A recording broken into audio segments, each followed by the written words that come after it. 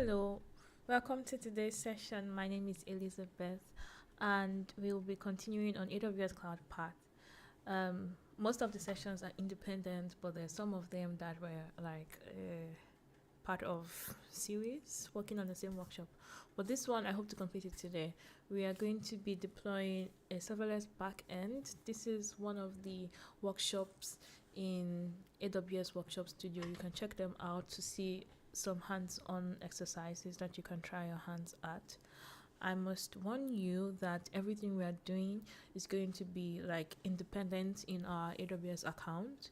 So you should be aware of the costs that may come from trying out any of these workshops. And if you get to be part of an AWS session like organized by AWS instructors, then you would be provided with AWS accounts that you can use for workshop. But here we are going to be working through these workshops by ourselves. So let's get started. This is the Serverless workshop. I think that is with reference to the fact that it's a serverless backend that is meant to support a pop-up coffee shop. So we'll look at it. Let's go through the introduction for this, then we get started.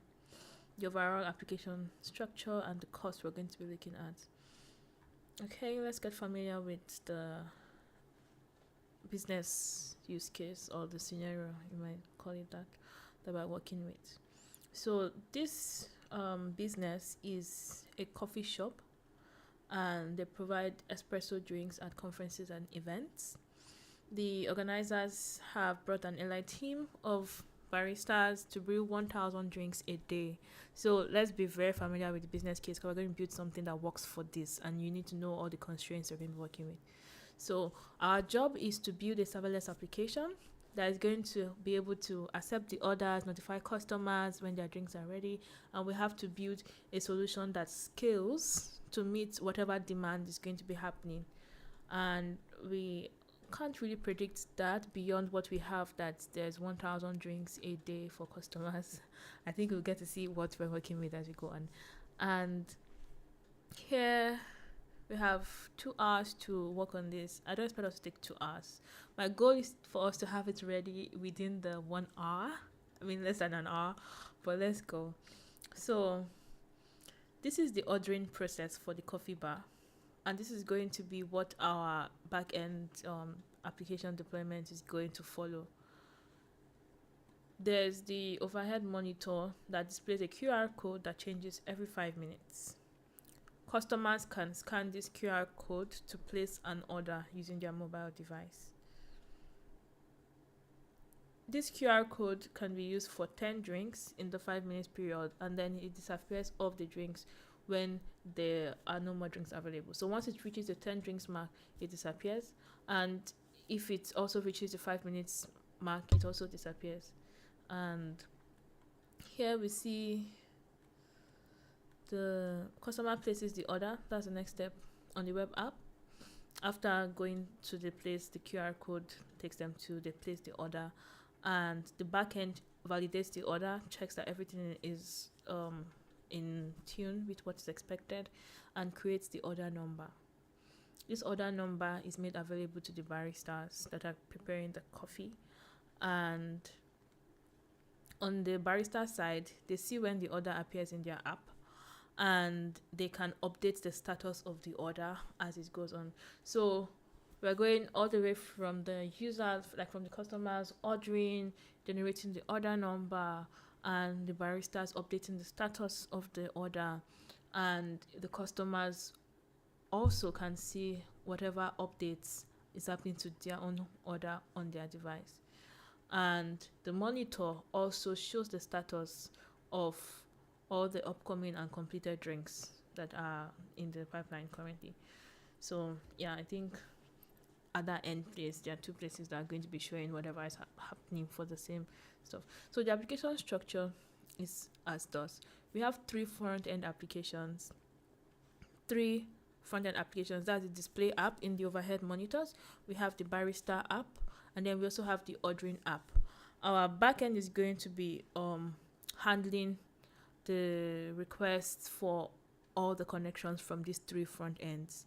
So you need to also be aware that, I don't know what your experience is if you have dabbled in software development before, but I would say it's kind of a prerequisite for you to have at least some understanding of software development for us to get this done. But connecting three front ends to our back end is going to mean that we need to be able to deliver different payloads for these three different front ends. Like the data that we're going to be providing to the display app is going to be different from the data that is going to be going to the barista app, and different from the ordering app. They're going to be using different endpoints, I guess, like maybe not endpoints like the entire URL, but different parts on it to, I mean, that's what you mean by endpoint, to get whatever request that they are looking for. This is the backend. It's not like we're going to deploy all of these things by ourselves. I want to clarify that. Yes. But let's look at it. So we have AWS step functions. This is AWS step functions here that shows us the order flow of what we are going to be working with. It's kind of the very short list of what we were explaining up there, from the start where they check whether the shop is open, to the end where there's the order completed and all that, all through to the end of the particular order. And here we have Amazon Event Bridge. Amazon Event Bridge is a service in AWS that helps you to monitor and act on. It's like event driven development. You're able to act on inputs that you're monitoring, or metrics or data that you are checking to see, okay, is there any change here? If there's a change, take action. So Event Bridge is used for event driven development, which is part of what we're going to be doing. There's some things here that is triggered by some events, and this is an event bridge, event bus that is connected to our application. We have AWS Lambda functions that we're going to be using. You can see them here, the AWS Lambda functions. And I don't know if you can see these yellow ones. Yeah, that's the Lambda function. Then there's the API gateway that is in front of the step function. This is also in front of the Lambda function here. I mean, it's what exactly it says. It's an API gateway service. And Amazon DynamoDB is the database that we're going to be using. So DynamoDB is a serverless database. Lambda is a serverless function. Like, that's what you use to write the code without deploying servers to run it by yourself. AWS manages all of that. So we're using managed services here, where we don't need to provision any servers. I mean, we're building something serverless. And our database is a a serverless database. Amazon Cognito is going to be used for authentication. So I think we have a good overview of what we're going to be working with, and we can move on. This is the breakdown that you can expect to get on if you're going to be implementing this, like the total cost. I think if you add everything, it's not up to $1, but with AWS free tier, if you still have AWS free tier services on these particular services, then you can expect to have it totally free without any cost. Just confirm that any of the services that we mentioned here, you check that you have not yet used up any of your free quota or anything like that. And yeah, here we go. So we have some modules. We're going to be starting with the first step, which is organizing our accounts and everything before we go into building the workflow and all of that. This is the setup. I mean, we know what we're going to be working with. Oh no, I clicked this. But yes, we already know what we're going to be working with here. And this is what we're going to be filling in, and then we'll connect them to the front end. Now we're going to be using the self-hosted option, which has different instructions from the AWS hosted one. Follow these instructions to set up your account appropriately. I haven't checked it out to know what is set up here, so let's look at it together. This is only available in 2 regions. The CloudFormation template that they have provided, you can deploy it in US West or US East. I'm going to pick US East because most things are in US East. Why not? So I'm going to click launch, and it's going to deploy the template. They've already put the URL here of the template that is going to be deployed. I just want to check. Okay. Next. Let me just follow with them to make sure there's no any impute that they want us to do.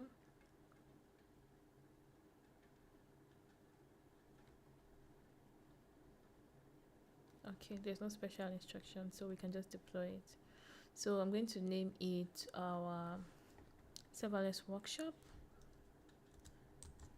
You can name it anything you want, or just leave it as workshop. Serverless workshop.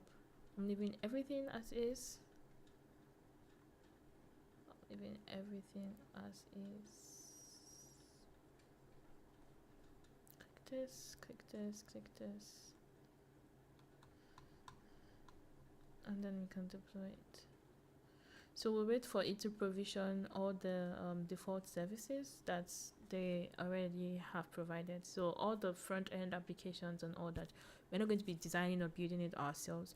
We just need to deploy the back-end structure, and we'll connect it with the front-end applications that they have already built. So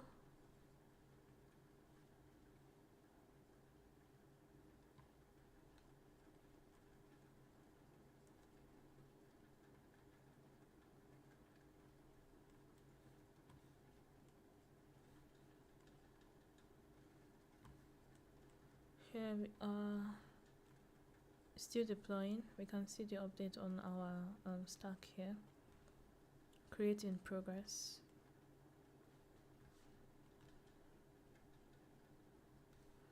Yeah, we'll continue checking on it. We can proceed right now and start looking at the things we need to deploy.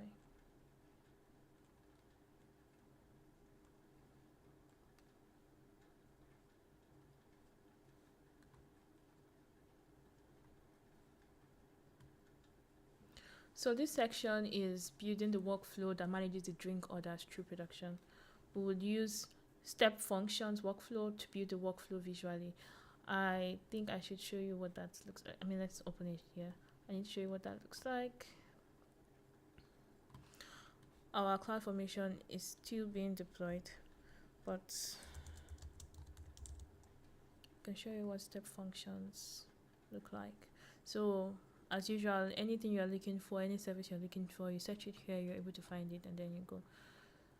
This is part of the deployment in our CloudFormation templates, yeah, and it's still undergoing deployment. But here we can see which resources it has already deployed, and if we check it, I'm sure we would see the step functions here. Yeah, so there are two step functions resources that were created, and this is order manager state machine. There's nothing.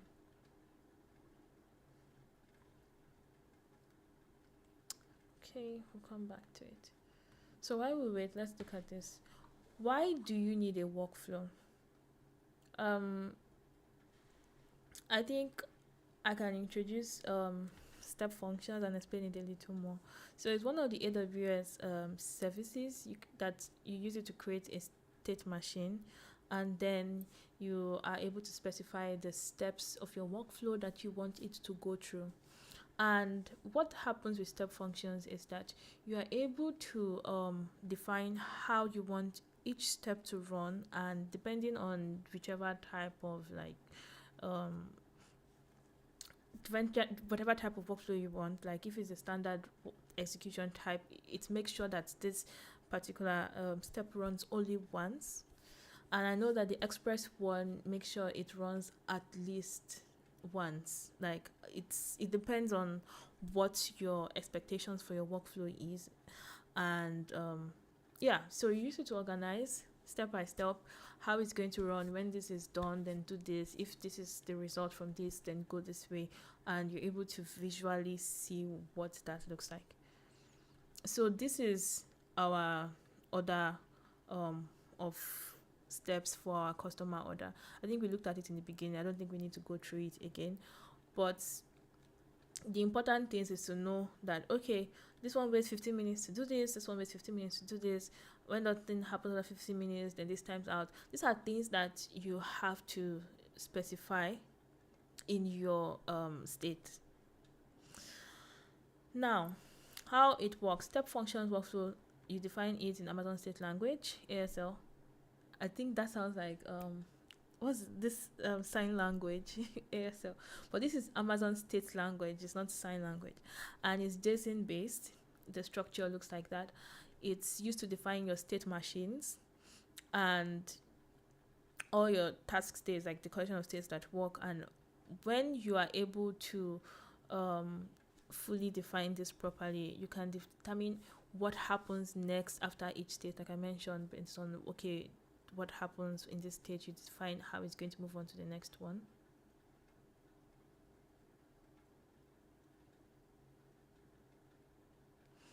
And you also can define how it feels. Like, okay, when you encounter this error, then you feel this state and all that. So it's important for you to understand your business workflow, for you to properly translate it into a step functions state machine. Then let's go. So we'll create a new workflow. We'll test the workflow and see the input and output payloads that we're using, and then we move on to the next step. So in this step, we're creating the initial order processor state machine. Initial order processor. I think that's the main thing. And what do? We go there, we create a new state machine, and we have this beautiful console area where we can, drag and drop and connect things that we want to work. So we're going to create a state machine, and we are going to create from blank using this name. I'm going to go there. Okay, yes, our CloudFormation template is fully deployed, and we can move on with this. So here, our state machine, these are the ones we're checking. We're going to create a new one. We're not using this one here. So I'm creating a state machine. I'm creating it from blank. You can check templates to see what you want, but I'm creating from blank. This is the name that I'm going to name it. I copied it from the workshop. Let me increase this. I'm not sure you can see it properly. I think this is better. So this is the name I copied, and we're going to be using the standard state machine type. This is the one I said. It makes sure it runs exactly one time, like your state. And the standard,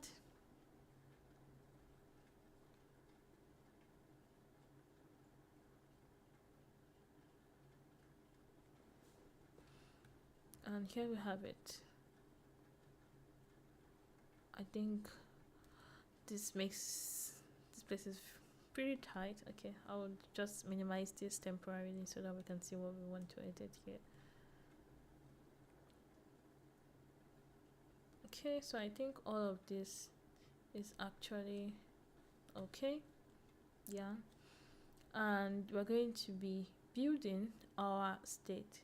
So here, the workshop is explaining what the different areas of your console environment is about, and you can look into it when you want. So the top is your toolbar. There are different instructions that you can do there with your drag and drop. You can undo, redo, zoom in, zoom out, center, duplicate, delete items. That's what you can do in your toolbar. Then on your left, you have your, I'll call it like a side navigation bar, where you see the actions, you see flow, you see patterns, and you can, switch between them. Here, this one that I can minimize. You can switch between them. You can switch between actions. You can check the flow. You can check the patterns, and you can use them.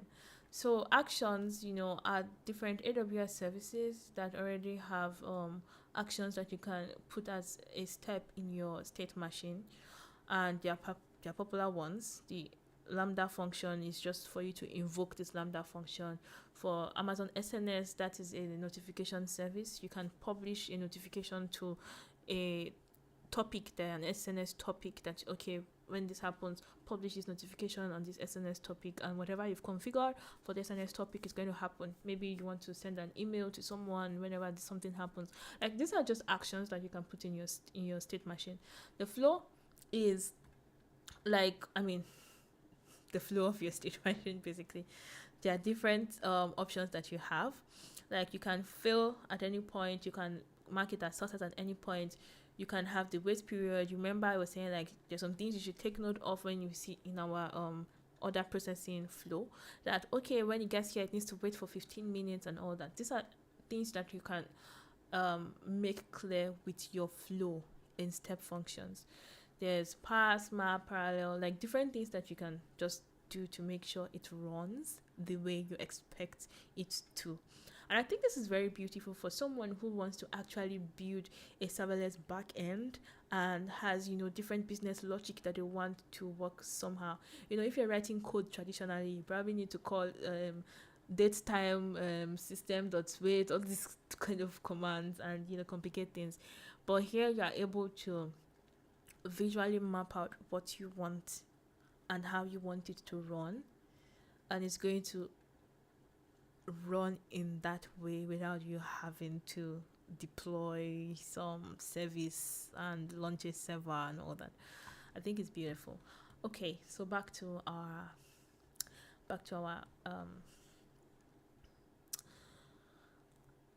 task at hand. So patterns. Oh yeah, we didn't check patterns. Patterns. This last one is like ready to use blocks, I would say. Like, it's already a whole set of connections. Like, okay, process S3 object is going to tell you how it's going to do it. It already has the connection with Lambda to an S3 bucket, blah, blah, blah. And then you can use this pattern to connect your own particular resources.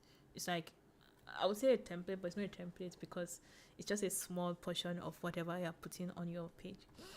So yeah, back to it. We have the other aspects of our console environment. You can always check them out, get familiar with it as you want. But now we'll get started with this. So our state machine query language is JSON-Nata. If you check it here, you're gonna see this. Here you have this option, JSON-Nata or JSON part, but we're using JSON-Nata. I'm going to leave this empty and just going to create it. Okay. We haven't yet put stuff in it. We have to put something in it at least, and then we create it. It's just an error based on the fact that we haven't done anything in it. So I'm going to put a flow here. We're just going to put pass here. Yeah, and that's all. I'm going to put pass here. I think I should be able to create it now. Just save it.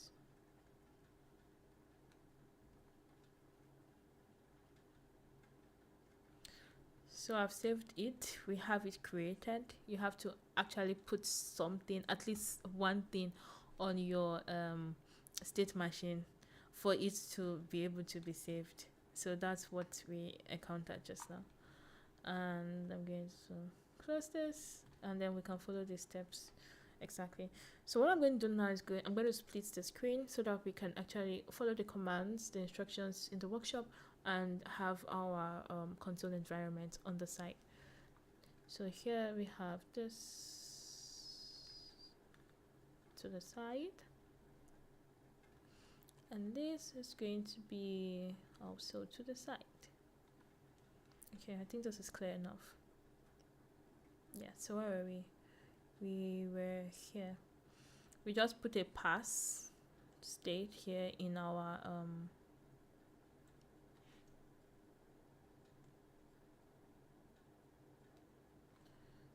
let's minimize this, in our workflow.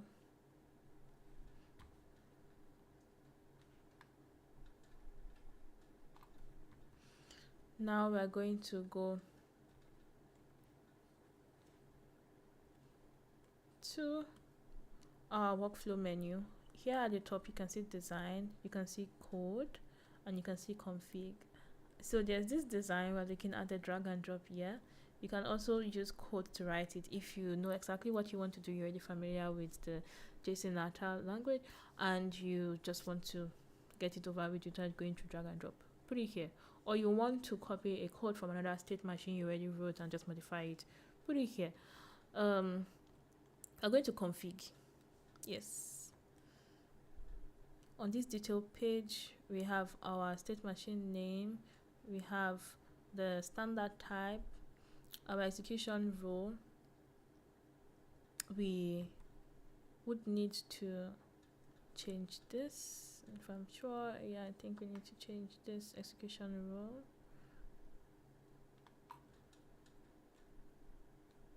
I'm going to pick this one with the 10 other processor rule. This is what they told us to pick. Yep.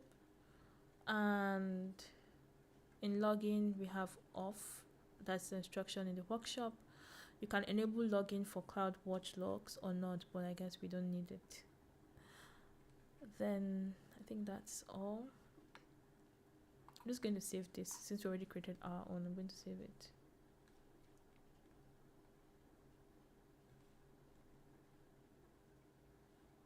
Okay. This is some edits or some changes that you can do before creating, or you can always save it after. But once you've saved it, just notice once you save your step function state machine, you are not able to change from one type to another. If you select standard from the beginning, it's going to be standard. If you select express from the beginning, it's going to be express. If you need to change, you're going to need to create a totally different state machine. All right, so let's continue. They want to test the state machine. I feel we don't need to test it because we've not done anything with it, so there's no need to test it. But the expectation is when you go to your workshop studio and you choose to execute it, you can put in this hello world comment, choose start execution, and you should see that it successfully executes. But we don't need to do that because we're still going to do other things. This is what it's going to look like. There's going to be a pass and then it's going to be like, oh yeah, nice. Don't mind me. But yes, you can see that there will be a successful execution. Now, to what we want to do. Our workflow functionality. The first step is to check if the shop is open. I think I also would like us to look at it like alongside each other. What is it? I think it was here. I want us to look at I want us to look at the commands. As we are going to be moving through the steps, I want us to look at the actual business expectation and how we are translating it to this state machine workflow, and then we'll work with it from there. So here, the first step is to check, is the shop open? How are we going to check that? So in our step functions console, we are going to go to our state machine, edit it. We already have this open here, and we're going to remove our state, this one that we put here. We don't need it. At least I believe that's what we're meant to do. Yeah, we're going to delete it. We don't need it. So we're going to delete this with the first state. We're going to query our DynamoDB table. Remember I said that our DynamoDB is the database that we're using, is a serverless database. Okay, and we are going to be querying it. So with our actions tab here, so I want us to do, we're going to select a DynamoDB action. We can search, let's do it, DynamoDB. We need to get item. We want to check the shop status. So we're going to get item from our DynamoDB, and we need to modify this. So here, when you select this, on the right you are able to see I think we don't have enough space. I don't know how I can get more space on this page. Maybe let me try reducing. the zoom on this page. Does it make it better so we can get more stuff done at once? Yeah, I guess makes a little bit of a difference. So yes, when you select the state, you're able to like inspect a particular state item, edit it. You can test a particular state and see what is going on with it. So here we are going to edit it. I'm going to change the name to DynamoDB get shop status. I'm going to do here, I'm going to set the state name to DynamoDB get shop status, and then here in another tab, like if you check it here, you can see different tabs that are here for you to modify on this state. So in the arguments and output, we are going to paste this DynamoDB query. I'm going to explain it for you, and it's exactly the same thing. You're just going to change the input here. So this is the argument. So DynamoDB is NoSQL database. Like it's not a relational database that has like SQL query or whatnot. It has the key value kind of structure, and this is how we're going to be querying it. We're querying a particular table named Serverless config table, and the key that we're using to query it is pk with s config. I think that is the s for shop and then what we're checking is the create the config value. So state output, we can test it to see what is here. I mean, maybe we can come back to this since we don't need to. And the output is going to be in this format. So here it's going to be like this: get store and then the state search results. So this is what is we're going to be passing from this query to the next state that we put here.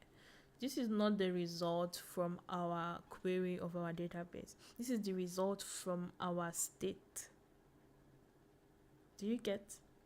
This is the result from our state.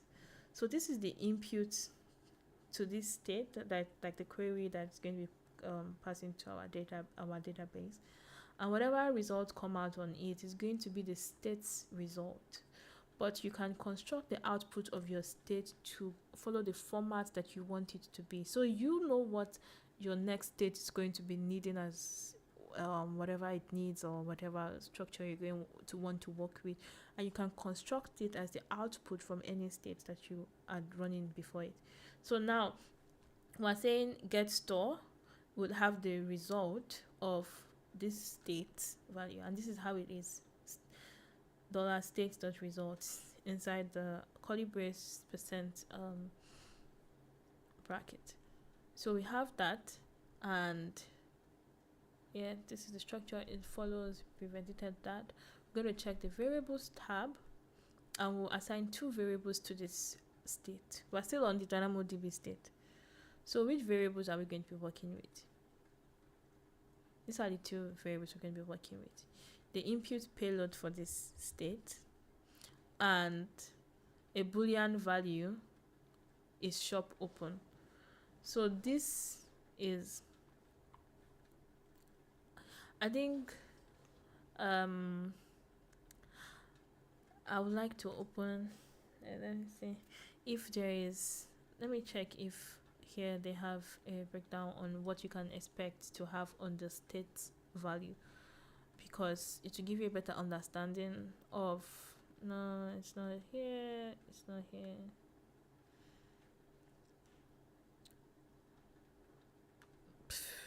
It's not here. But like this state object has some what's the word? The state object has I can't remember the word. Is it methods and parameters? Like it basically has members of its body that you can use and get values from it. So the states, the context, you can see the execution input, the input payload that's coming into the state. And this is shop open is your state.result. It's what we are getting from our state running. And item dot store open is a boolean value. So this is just defining what it looks like, what it would be. Okay, I'm not sure if you understood what I'm saying here, but on the states there are parameters that you can access. I mean, these are the variables. You can store data there and you can use it at any point without having to pass it through all the states. So once you put something in the variable like this, then you are able to use it anywhere in your state machine later without having to be, we say, okay, there's output, you pass it to the next state, you pass it to the next state. But maybe you need this value like 10 steps later. You wouldn't need to pass it through all the different 10 steps to get it. That's what using this variable can entail for you. So yeah, we move on. We have this in our variables, and now we are going to be using, I'm going to save, we have this. I mean, you can save it or you can leave it as is. There's no issue with it. But yes, we are going to be using a branching logic. So currently, let's look at where we are at. Here, the application checks that the shop is open and the barista's queue is not full. First thing is we know our shop status. Now, wherever is using it, we don't know yet. We're going to get there. But after this, we need a branching logic. So this you can get from your flow tab. There's the actions, there's the flow, and here we have a choice.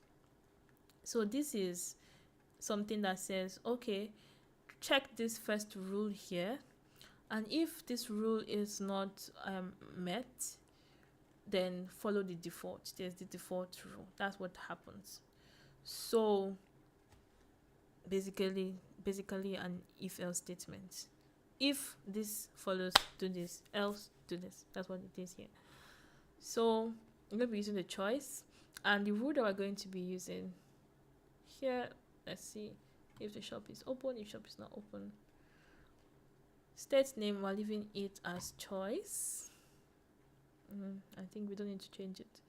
But the condition here is now if not, it's open. So we're going to be using this under the first rule.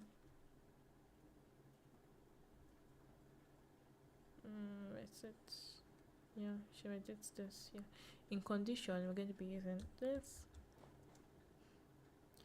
So what you are putting here is the value of this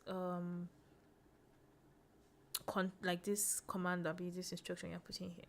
It's not like you're writing an if else particularly. When you're using if, you have to put maybe something that is going to result in either true or false or 0 or 1 or something like that. Here is also the value of is shop open. Remember, we put it there like in the previous states that we got our shop value, and then we put it here. I'm coming, let me look at it here. The output, no, not this one. Is shop open here, the variable value is shop open is what we are using to check our command here, our condition here. And what we're checking here is not. So this is going to follow this part if it matches this condition, and if this condition is not matched, it's going to follow the default instruction that we put here. That's basically what this is. And our state's name here, we're going to name it shop open. It's a check.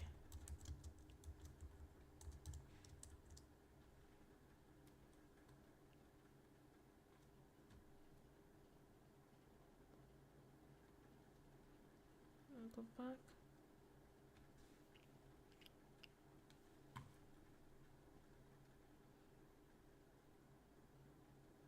In our actions tab, we want to add event bridge. So remember I said event bridge is used to trigger like particular actions, like okay, when this happens then. So event bridge, let me just search for it. Yeah, so we're going to put an event. If we're going to put an event, if it matches. I think it's interesting using this. So here we are. Event bridge, put events. That's yep. And this is what we're going to be working with. So configuration tab, we're going to uncheck wait for callback. We're not going to wait, because when you say wait for callback, it's going to pause your state flow, your state machine workflow, and it's going to wait until there's a result, a callback from whatever task you send, maybe success or failure, and we don't need that. So check this when you need to wait for a callback, uncheck it when you don't need to wait for a callback. And yes, we're going to copy this in our arguments and output tab. So at the top here, we're going to the arguments and output, and we're going to replace this with the value from here.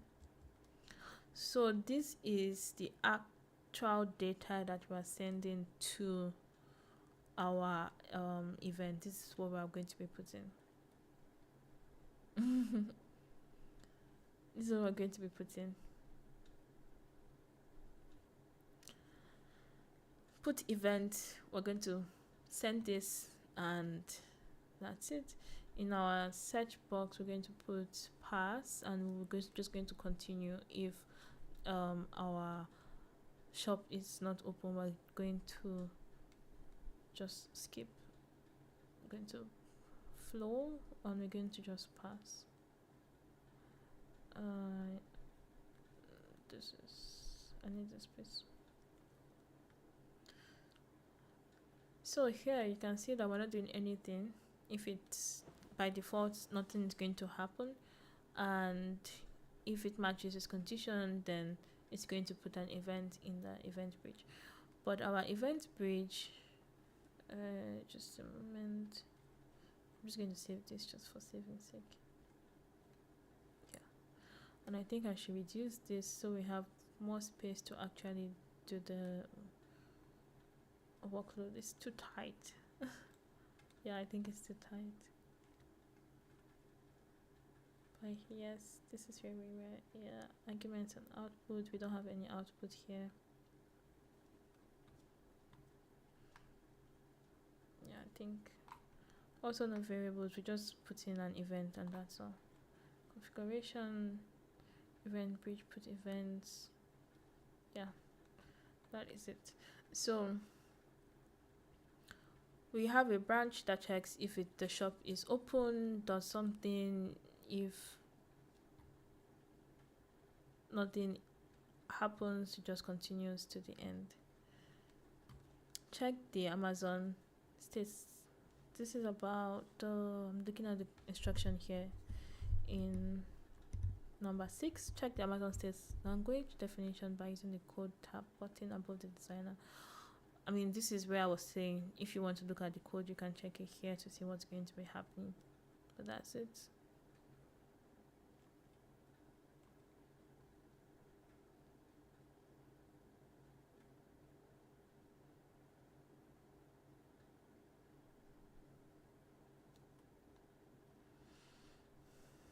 That's it. Save, and then you can test it. I mean, let's see. But what do we have here? I mean, here you can see what I was saying about organizing your states and you being able to just write the code and move with it as you want.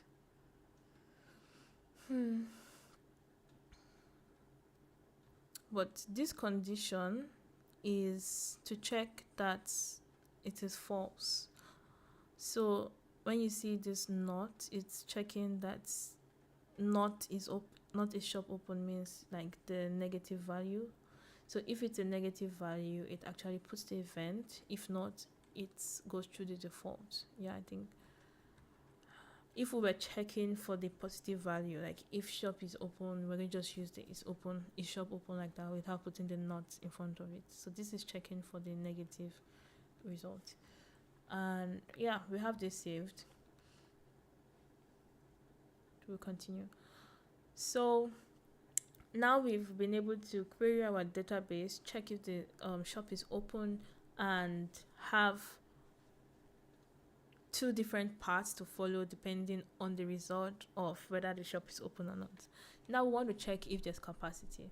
I think you can also expect that you're going to be using a similar kind of branching where you need to take a decision based on whether there is capacity or not. Okay, so here, this is what we're going to be doing here. We're going to modify this workflow to check that there is capacity to accept another order. Remember here in our instructions, I'm looking at our workflow now. In our instruction, the barista has ability to handle only up to 20 drinks at a time. So we're checking also for this queue to check that they're not up to 20 drinks yet. If they're up to 20 drinks, we won't be able to continue. So here they've already checked whether the shop is closed. We're also going to check if the queue is full, and then we'll continue. That's what we're doing now. So back here, we'll need to also query again to see what we have. Let's continue.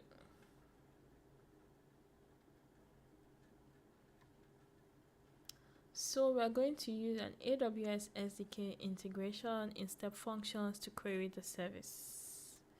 So we're going to go to in our order processor workflow, and they need the ARN from this. So I'm going to go to state machines, and this is our order processor workflow. We need to copy the ARN for this. Yes. So here is, we'll copy the ARN. And oh, sorry, the voice is too low. I apologize for that. I hope you can still hear me. I'll try to adjust it. So we are going to copy this ARN and we'll use it. But I mean, I don't see the point in copying it if I'm going to come back here and take it. We'll leave it here for now. But we're going to go back to editing this. So this is what we have right now. We'll continue with it.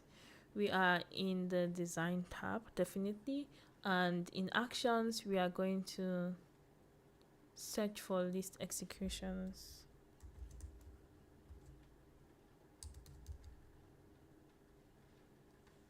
What is it? List executions is AWS step functions. So what we're doing is going to be about step functions still, because we are checking some other executions, like currently ongoing processing, to see how many orders are being processed, that kind of thing. And we're going to put it here. I'm going to make this big so that we can look at it better. Zoom in, zoom in, zoom in, zoom in, zoom in. And then go to the... So I added it on the path that is following when our shop is open. Remember, we have a negative value here. Like if not shop is open, it does this, and the default is what we are handling on the right. So if the shop is open, then we're going to continue to check this. If the shop is open, we're going to continue to run this state. And here we are checking for some list executions. So let's look at what we're going to be filtering here. List executions, the state name, and in our arguments and output, we're going to pass the argument. Your arguments and output, I think, is the most important part in whatever you're editing in your state, because when you put a state here, you need to specify what argument you're going to be sending to that integration, and this is where you're going to put it. So I'm going to copy this and put here. I need to remove this. Yeah. So this is where we actually need to put the ARN of the state machine. I'm going to just open it in another tab and copy it. We need this other processor workflow. Sorry, I need to click it. We copy the ARN and then we put it in to replace the input here.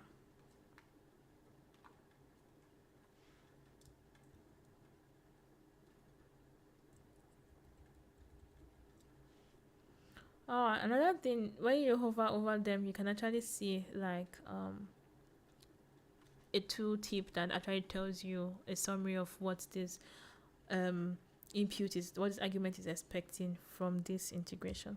So this is our ARN. I've pasted it here. I think you can see it. It's the state machine that we are going to be querying, and the maximum results that is expected is 100. The status filter, how many of them are currently running. So the value that we get is what is going to tell us the current capacity, that is like what is currently running and how many more orders that we can take and put in the queue in current time. So we're going to go to variables, and we are going to assign a variable for its capacity available. Remember, I said that when you assign variables, it makes it available at different points in your state machine. If you use it as only output, it only comes from this state to the next one. But if you put it as a variable, then it's available for you. So we're going to copy this in assign variables. We're going to put it here. So we have one variable called is capacity available, and this is the value. I'm going to check what exists, and this is like getting the number 20 value in your result. So let me explain this. For our integration, we're listing all the current executions that are running. We checked for the current status of running, and we expect a list. Now, what we are checking is this state results, the executions. We are selecting the entry with the index 20 on that list. If it exists, if there's an entry with index 20, that means we have up to that number of entries that we got, and that automatically tells us that we are full, the capacity is full. So just explaining this command, we're checking if it exists, the execution at index number 20, and that tells us if capacity available. So yeah, I think we can add the branching logic now for this one that tells us, okay, if capacity is available, do this. If capacity is not available, do that. Now we are going to get another branching logic. What is it going to do? Let's check. On the flow tab. I'm going to close this, go to the flow tab. We need I'm just going to save this so that what we've done so far is saved. So I'm on the left now checking the flow, and we want to add a new choice after the list executions. So remember, we're checking, okay, is their capacity, and we are going to take action depending on whether there's capacity or not. Our condition, we need to write it. So for our condition, it's going to be is capacity available. That's all. We just need the value here. Is capacity available? We could also have gone the route we used for the other condition, where we say not, like checking for the negative one, and then we put the positive one on the other one. But whichever one you choose to do, make sure that you are putting your state, like the following states, the steps that you're meant to follow, on the right result. So is capacity available? What are we going to do with that? We're going to put an event into event bridge based on that, and we're going to work with it. So let's search for event bridge. Put event.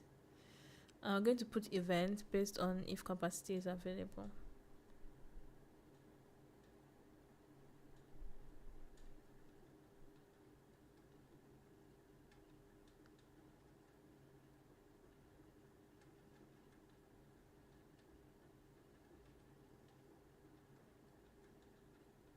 Oh no, not this one actually. It's not this one. I'm not putting a new one. What we want to do is to actually connect it to this. We want to connect it to this event bridge put event. So instead of putting a new one, because I was looking at it to like, okay, we're putting a new one here. So we're going to put events, and we're going to go to this choice that we have here. We are going to edit the configuration to select the next state that is going to follow after this. So this rule, why is it not? Yeah, okay. This rule, we're going to edit it, and we're going to select the next state that it should go to. So this next state is going to be an existing state that we already have. That's why we are here. We select event bridge put events, and you can see that it automatically has connected it to that event bridge put event here. And yes, I think our state machine is looking like their state machine, which is a good thing. But first thing, let's edit this so that we actually know the correct name, what our state choice, our state flow is doing here. I'm going to name this is capacity available. This is what they named it. So when you look at your state, you are able to see what is correctly representing, We're done with this. We can, yeah, they want to test. I mean, let's test it. There's nothing wrong with testing it. So we're going to execute, and we're going to start execution. There's nothing we want to do. So start execution. Let's look at it. Run. Oh yeah, everything ran, and they passed. So you can test your state to make sure that it is following what you expect it to do in the end. But what we have here is our workflow started with getting the shop status from our database, checking if the shop is open.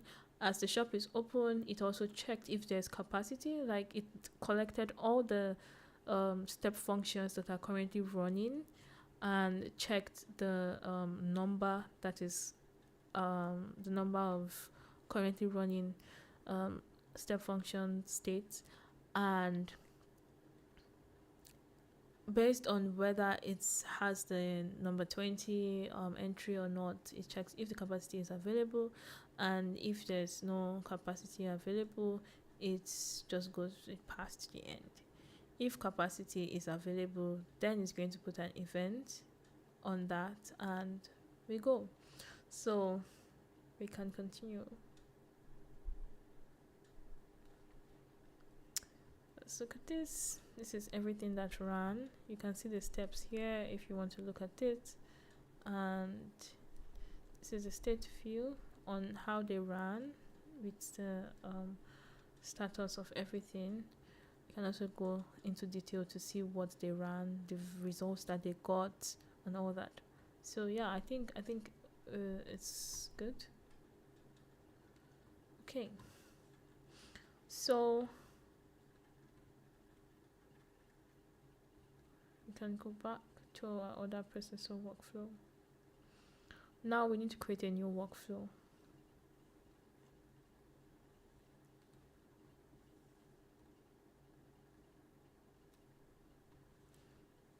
we're adding an order number. So here, this is the overview for this particular task. We're going to modify the workflow and add an order number to each coffee order. Remember, we are the ones that are just creating this thing. Like, yes, the customer is placing an order, but when they create a new order, we want to tag that order and put an order number on it.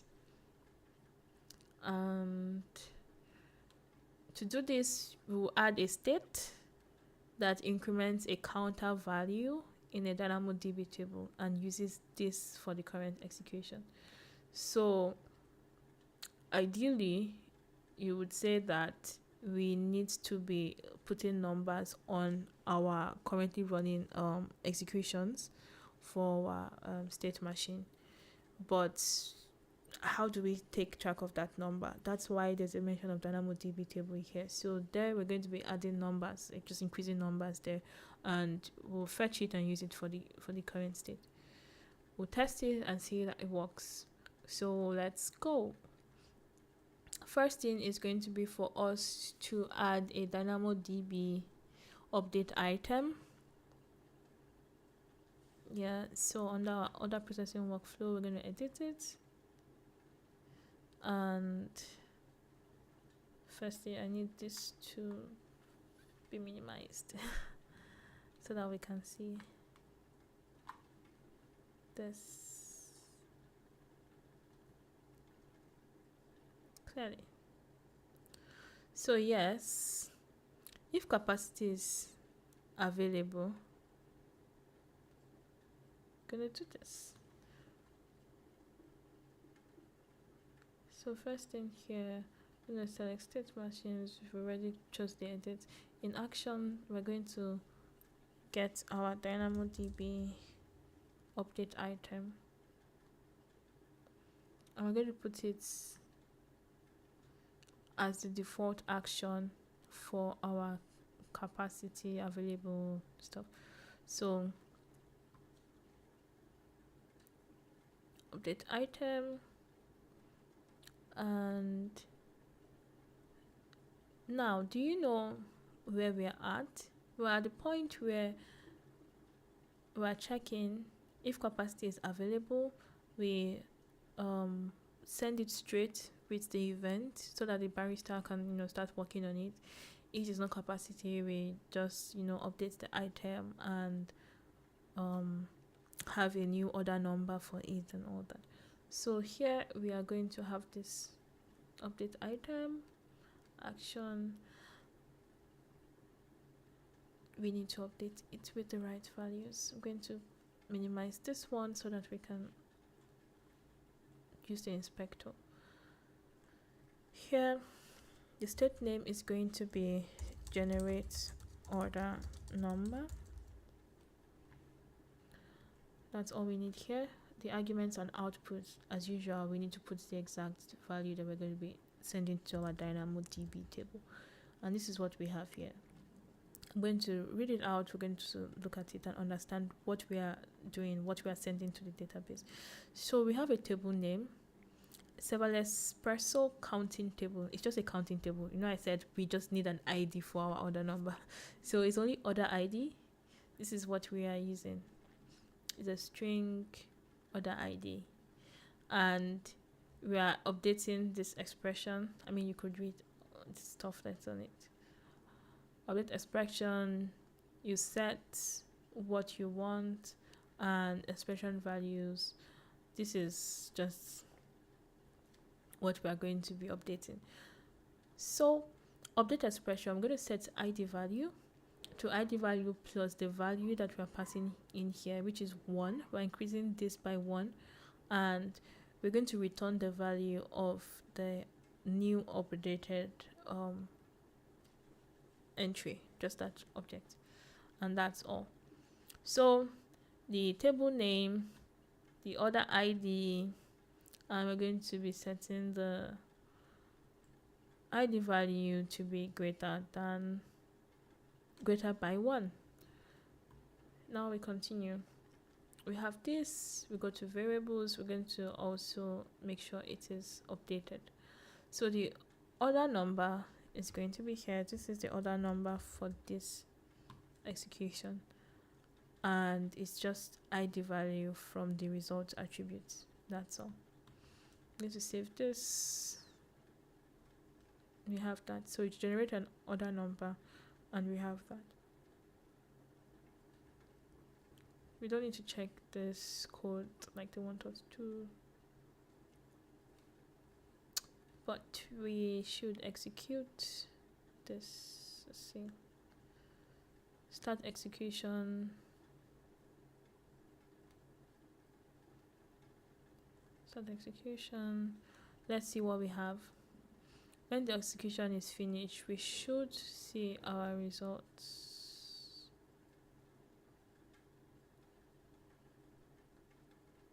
Not here. I want to click, where is it? This one. Generate order number. I'm going to minimize this so that we can see what we have on the right. So I'm checking generate order number and seeing what we have.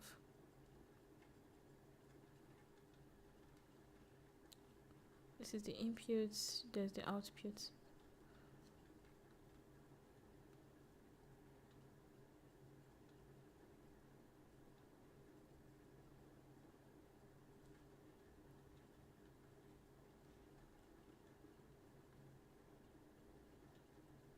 I wish I could just minimize this. Sorry. Yes. So ID value, it's right at the top here. Attributes ID value N1. Let me see. This is just metadata stuff. This is what we need. The attributes here. ID value 1.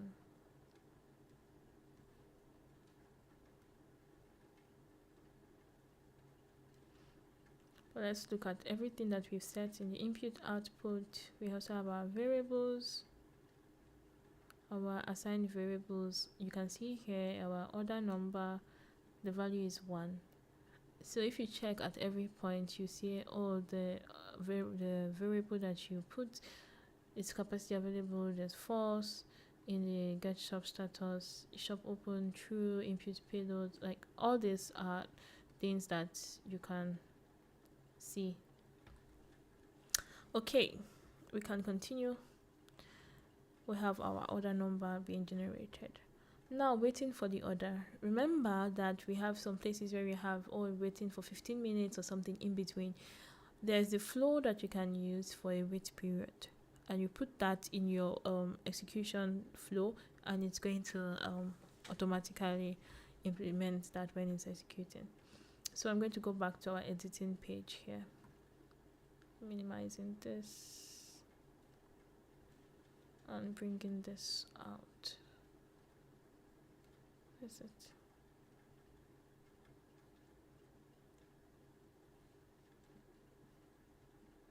So here we are. Here, this is the overview of what we're going to be doing. We're going to add a state with a callback. We'll wait for the customer to submit their coffee order, and then we have a callback. This pauses the execution at a state until step function receives a callback with the sources, that's send task sources APIs. It could be a failure, but we're expecting a success. And we'll also modify to wait for baristas to make the coffee order. So this one does not have a specific time, but we're waiting on till the time that we get a result that we're expecting. That's why we're waiting. And yeah, let's continue. We'll touch everything as we go. So we're editing this workflow, and we're going to put events in here. Okay, so at the beginning of our is capacity available, we are going to add a put events there. Put events is event bridge. So here I'm going to add a put events in our default. This is before generating order number. Before generating order number, and we want to emit a workflow. Let's get started on this one quickly. So I'm clicking this. This is what we're going to be working on. I'm going to check the inspector, and we're going to rename it first and foremost. The name is going to be emit workflow started. It's just going to send an event that we are starting this workflow because capacity is available, and no, capacity is not available. We are going to be putting an event that the workflow has started, and here, remember we said if you need to wait for a callback, then you would have to make sure it is checked. Yeah, this is it. In the arguments, we need to update it to something that actually has correct value. So by default, there is usually a value here. You just need to make sure that it is there at every time. This task token.id. Your task token is necessary whenever you are going to be waiting for a callback. It's necessary for you to have that. And these arguments are just typical of the integration that we're using, putting an event in EventBridge. You have the message, you have your task token waiting for callback, you have your order ID, the user ID, the detail type. These are the things that you want to put. And the event bus name is already, there's an event bus created, I believe. We can look at it. But this is where it's going to be sending the event to. You can have different event buses, and you can also have these cross accounts, like across accounts you are sending events and something is working on it. But you put your event bus name and then your serverless espresso name, whatever, here, and that's it. So we continue. There's nothing else that we are going to be editing. There's nothing else we're going to be editing. So here they want us to add error handling for our callback. We're adding a new catcher. You can retry when there's an error in this task. You can say, okay, how many times you want to retry, or you have a rule that determines when you want to retry. You have a catcher that we are going to be adding now, one catcher, and this is what it's going to do. Like, okay, if this error happens, then go to this state. This is where we want you to continue from. So the comment is going to be customer timed out, and the fallback state, we're going to add a new state. The error name, there are different errors here, but we're going to say states.timeout. That's it. If you check them, you can see short descriptions on them. Yeah. States.timeout. And fallback state, we're going to add a new state. The output is going to be error cause customer timed out.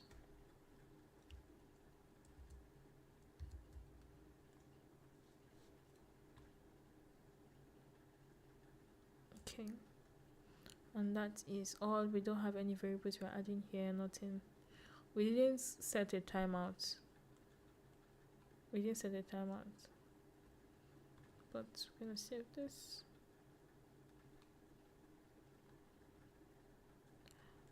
Did I? Okay, because I said create new state. Yeah, where was it? Add new state. We'll still need to set the state before we can save. So we'll have to update it in our error handling tab. We set our timeout.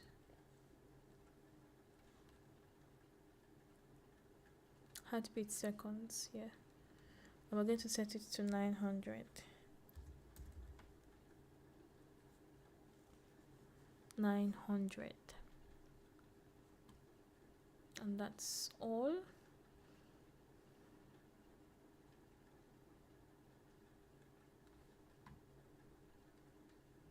So we're going to add a put event. Where is this? coming. I need to, yeah. So we have a catch here that we've not yet put the exact value that we want.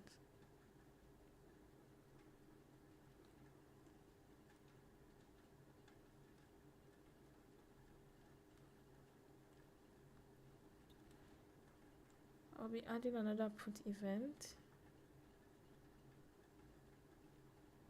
It's not opening. Coming. Yeah. So I'll be adding another put event.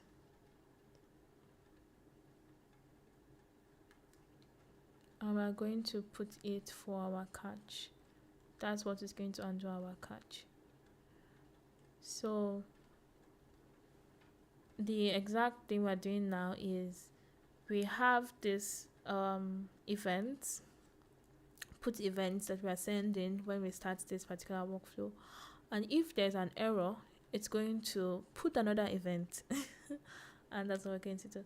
So here we're going to be editing the inspector, and for the state's name, we're going to be naming this. We're going to emit an error timeout message. Yeah. So for our argument, this is what we're going to be putting there. As you can see, there is a default argument that is here. It has a task token. You can edit it to your event boss name and all that. So you don't think that you need to cram this or determine whatever you want to put here by yourself. No need for that. You don't need to cram it. Just edit whatever is here. But we're copying this because we're following the workshop and we want to use exactly the configurations that have already been put there. Now we have our arguments already set properly. We'll add a callback state for this, but I mean, we're good. I will save this for now. Save this and zoom out a little for us to look at what we have.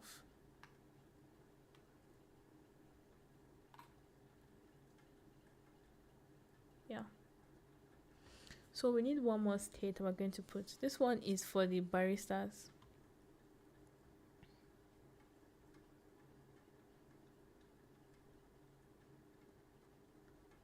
So this happens when the barista makes a drink order.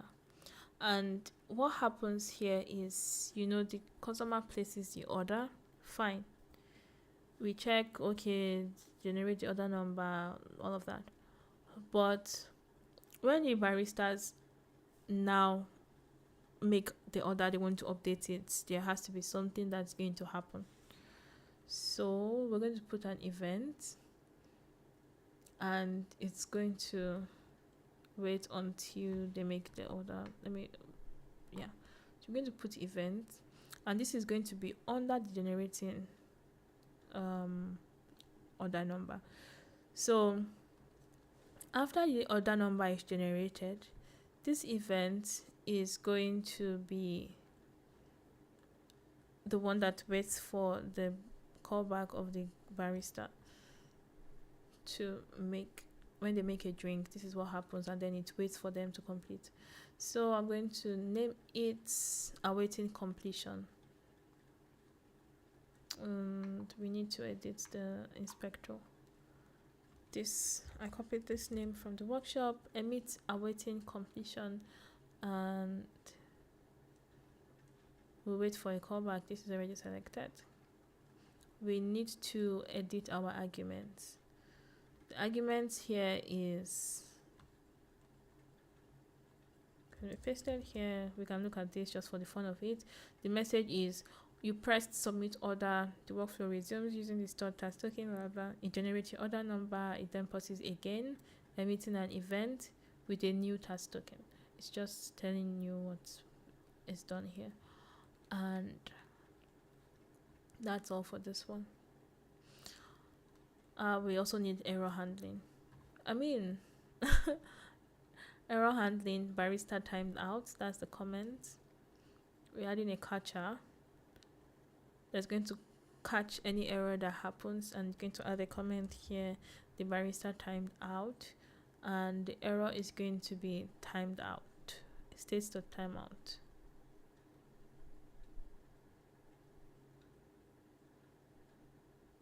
For fallback state, we are choosing the emit error timeout. We already created that, remember?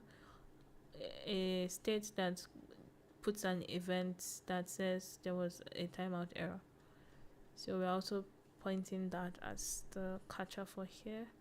And we need an output. Where is it? Output. The output is what is going to be sent to the error states. That state that is put in the error event. And the error cause is barista timed out. Cool. So we can close this, and in the heartbeat seconds, of course, we also add 900. 900 is 15.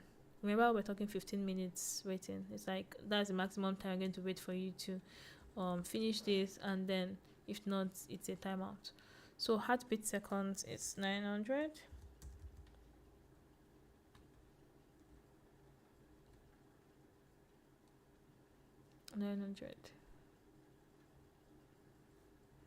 And we save. That's all. So we need to also test this. Let's see. I'm going to reload this page. This is the current view of our. Oh no, this is not current. I'm going to go back here, and we'll start an execution to test it.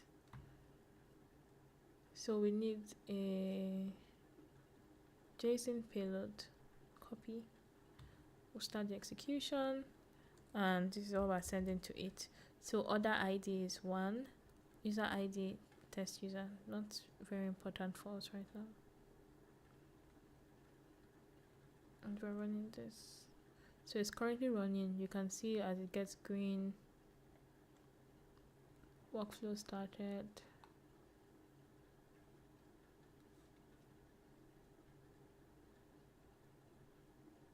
Workflow started. So for us to have this work, we need to do something. In the event view panel,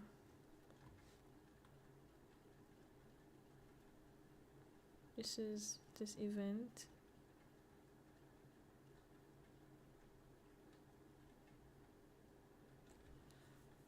We can copy the task token. Where is it?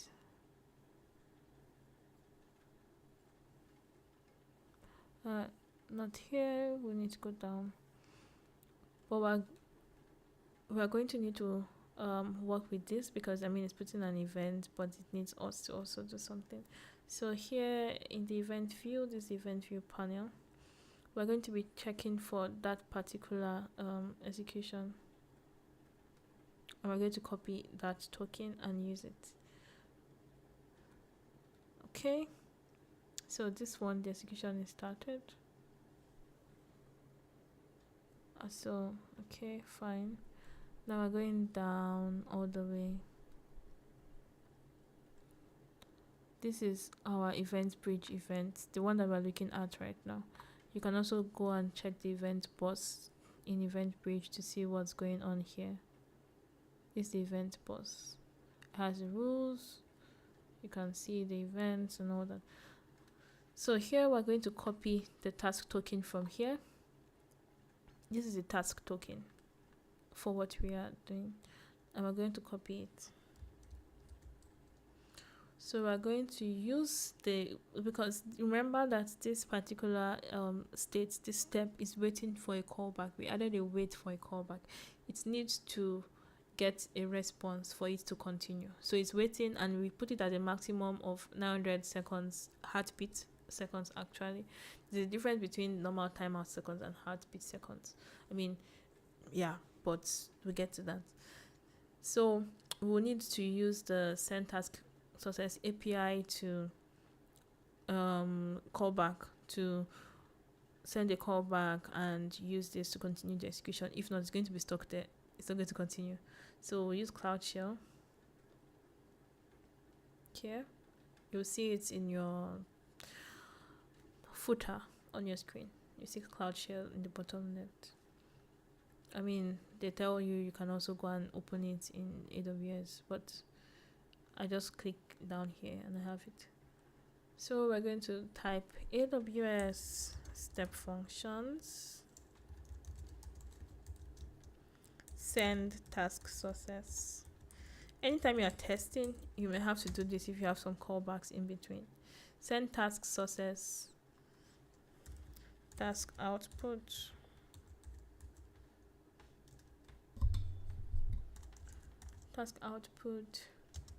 it's like this. You know what, I'll just copy the rest of it instead of trying to type it. And we need to put the task token. We copy it from here and paste it. And then we send. So we have sent a task sources using the AWS CLI. And we should expect it to continue now. Let me see. Continue this. Let's look at our screen to see where we are at. You can see when we sent the task sources, it went through this. We'll need to do the same thing for this one, but personally I would say we should try sending the task fail results to it.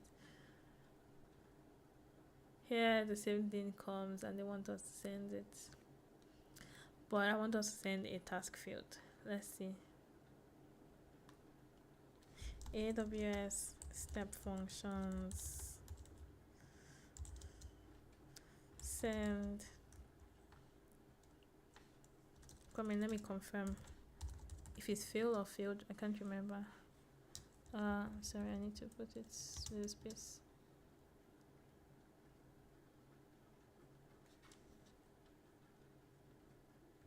There's no space in step functions. Sorry.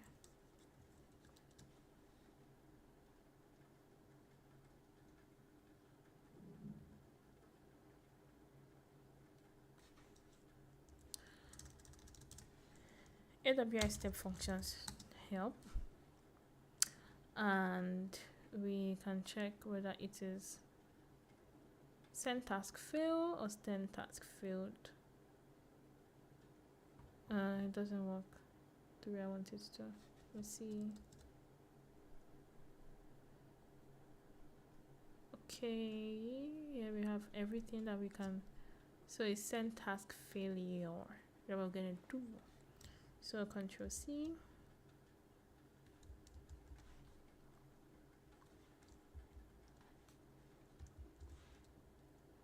Let me get to the end of this.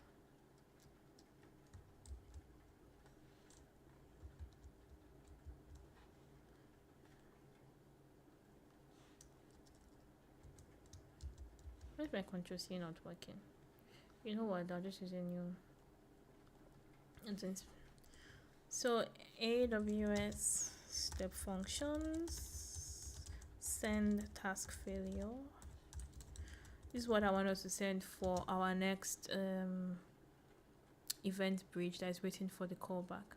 We're going to tell it that it failed. Yep. So I want to see it follow the other part. So here we are. This is the list of events. I'm going to come here to select this one. I'm going to copy the task token from here. I don't know why it's okay. Just see, and I'm going to paste it here.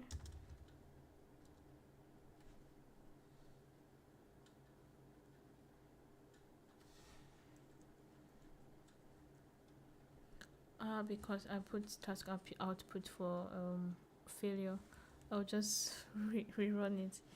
AWS step functions send task failure, and the task token, have it here, send it, and we expect to see failed for that particular step. Let's go and have a look at it. Yes, you can see here it actually has a red. It failed and it's meant to go to the catch.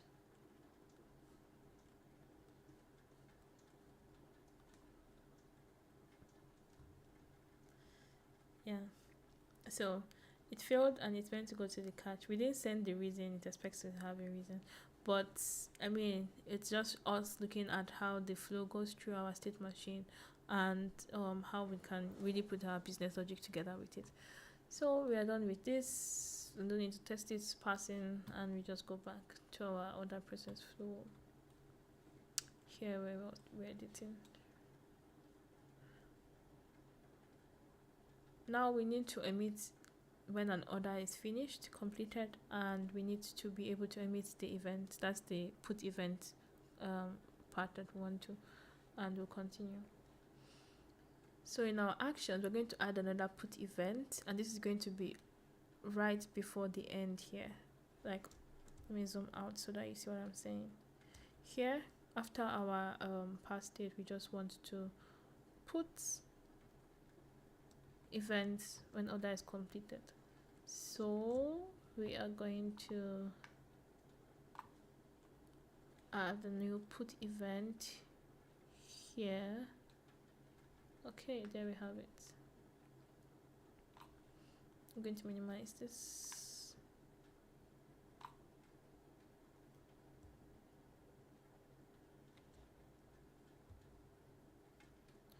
So here we are. First, we're going to rename it. Emit order finished is what we're going to name it.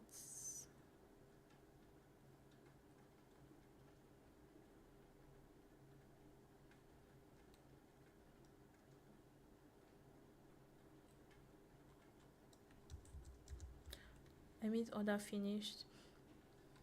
We need to make sure that we are not waiting for callback. We don't need any callback.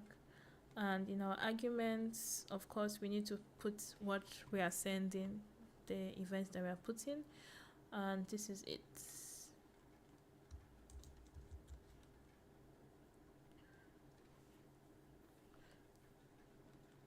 is what it looks like.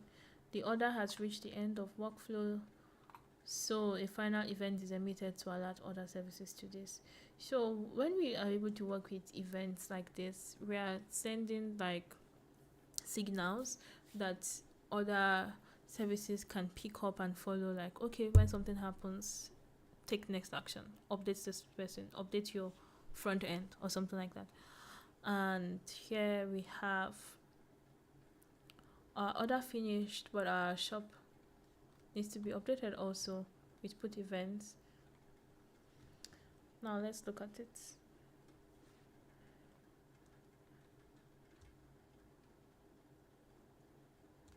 Here earlier we had added an event bridge here that when the shop is not open, it should emit an event, and we didn't put anything there, so we're going to name it shop not ready.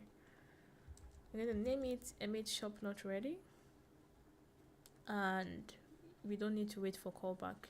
It's just a notification. We don't need any response to do something. There's no action we're taking next, so there's no need to wait for callback. In the arguments, we're going to be putting there what we are sending. Detail that is saying the step functions, workflow checks if the shop is open, blah blah blah, and everything else. So we put that, we save, and we exit. So I think we have a good workshop from beginning, checking when the shop is open or not, where they have capacity or not, generate the order number. We are able to send notification on that. We wait for the barista. When the order is ready, we send the notification that your order is ready and all. So yeah, it looks like we have what we are looking for. Testing. Let's see what they have here for us in testing. So all this is step by step to test the workflow that we have put together with sample input and all that. I'm not going to be going through this because it's going to be changing the values to test. Okay, when it's false, when it's true, what happens? I think we don't need to go through that. You can test it if you want, but for the sake of time, let's continue. Okay, so I'm going to be moving through this. and going to the next step. Now we have built the workflow. We need to now try with our events. We have the events all put together, and then we need to route the events. At this point, I think we would wrap up for today. I said I'm going to try and finish it today, but I realized that it's not just about us implementing this, but making sure that we understand all the different moving parts that we're putting together. And I didn't want to trade that off for just finishing on time without having good understanding of the workflow. So this is what we've been able to build today. And next week, we are going to make everything work together, dance according to our tune. All the events that we are emitting, we are putting events at different points in our workflow. When the shop is not ready, we send events. When the workflow has started, we send the event. When we've generated the order number, we send events waiting for the barista to update. And all of that, all these different parts, what are we doing with the events? The places where we're waiting for callback, how does our workflow continue? These are things that we'll be working on in the next session. We're going to make sure we work together well, choreograph our events to work together according to our plans, where we have the callback expectations to make sure we get them as planned. And we would now plug in the front end services that are meant to work with our backend. Yeah. So I wish you a very pleasant evening. Take care and see you next time. Bye bye.